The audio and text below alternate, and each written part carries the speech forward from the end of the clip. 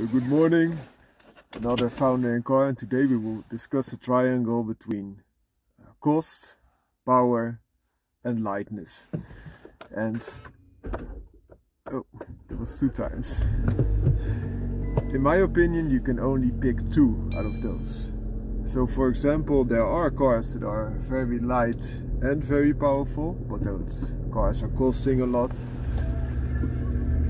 There are also cars that are not extremely expensive but still have adequate or strong power, but are not that light, because in that case a light car that's also very powerful is oftentimes very expensive. And you have cars that are not expensive and also light but not that powerful. And why is that?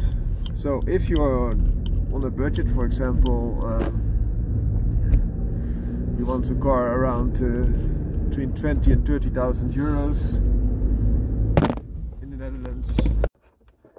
So as I mentioned before the camera fell, is that you're quite limited, especially because cars in Europe and in the Netherlands in particular are very expensive.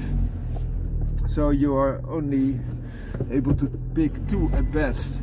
And what's the problem then is that most enthusiasts will say you need power to make an enthusiast car, and that's a thing they are right in to a degree, because power makes a car go faster, of course, and also more powerful cars often come with better brakes, better suspension, etc.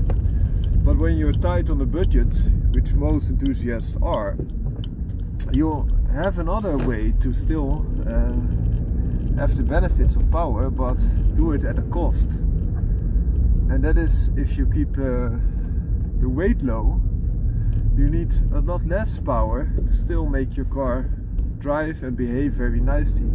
So a car with a good power to weight, that has for example 100 horsepower and weighs half of a car that has 200 horsepower, has similar performance, so an acceleration, and in all honesty will probably go around the corner quicker, a tight corner, than the 200 horsepower car with double the weight.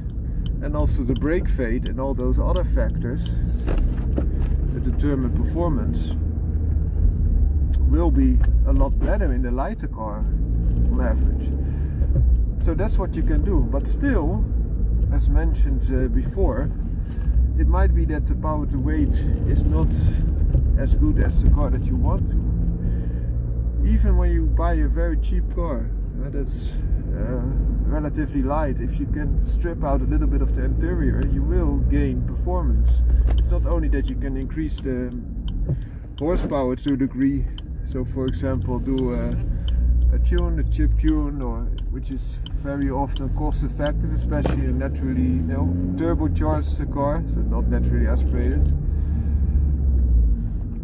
or do something with the air that goes into the car, which also is a cheap way of gaining some horsepower.